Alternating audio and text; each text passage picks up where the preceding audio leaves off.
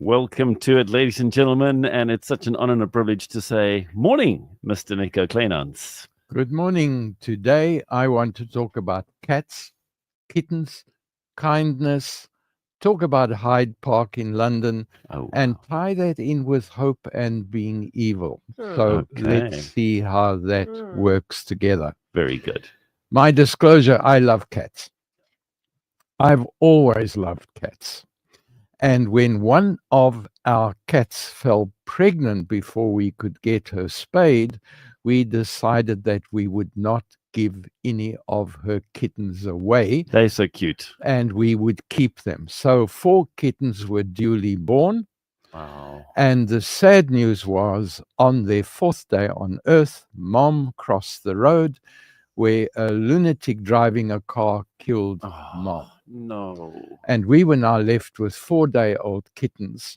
We appealed to the vet, and he sent a nurse over who taught us what we would do if we were the mommies of those It's kittens. amazing how much attention they need. Hey? And we So had to beautiful. learn all kinds of things that we didn't know we had to do and what moms normally would do. Yeah. So we became the parents and we hand reared those kittens.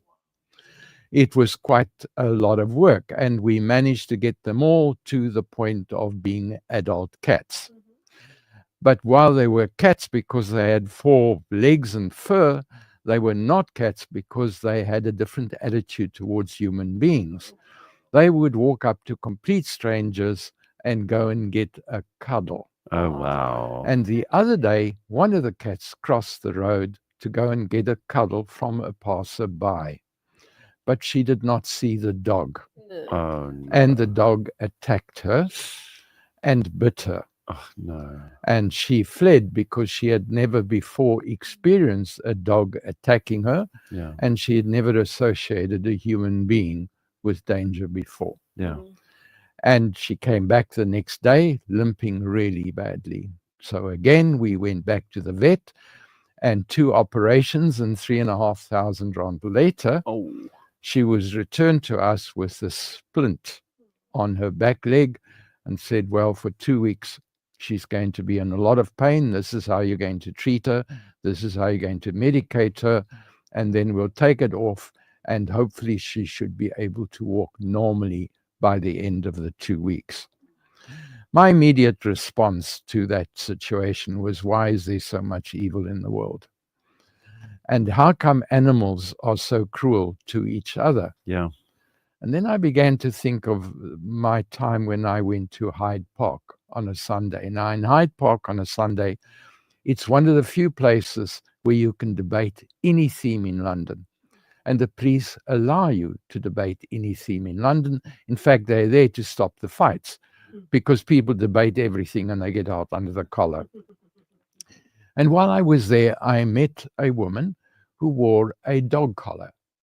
So I was intrigued. I spoke to her, and she said she was trained as a nurse. And in 1939, she worked in China as a missionary nurse. That was the year Japan invaded China. And she was taken as a prisoner of war. And because she was a Christian, and because she was a young person, the Japanese troops of that time had special treatment for her. And she went through incredible torture and incredible experiences. And I always remember, she's passed away now, her and Corrie ten Boom as 2 women who have taught me so much about what to do when you face unbelievable cruelty and evil actions Yeah. by other human beings.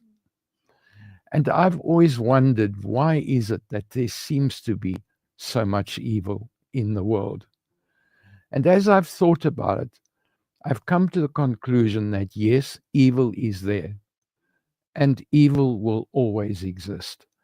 And there are times when evil clearly is demonic. But there is an antidote to evil. And that antidote comes through human beings. Because as we present hope, and as we allow ourselves to be ambassadors of God, And as we allow ourselves to be channels so that people can experience forgiveness, as people can experience hope, as people can experience light, particularly hope again, we then become part of the antidote and the healing that others can have. Sure. And so often we think we can only make the difference if we've got a lot of money to throw at the problem. And I want to say today that is not true. Exactly. We experience hope when we become God's representative. We experience hope when we act as God's ambassadors, as we heal people through our actions, through our love, through our kindness, and through the detoxifying of the poison that has happened in the life of others. So today, as you meet people, this weekend as you meet people, in the coming week, be aware of the fact that some of the people you're meeting are going to be in pain. And it is your job at that point to become the influence that brings about healing. That's what makes our life special.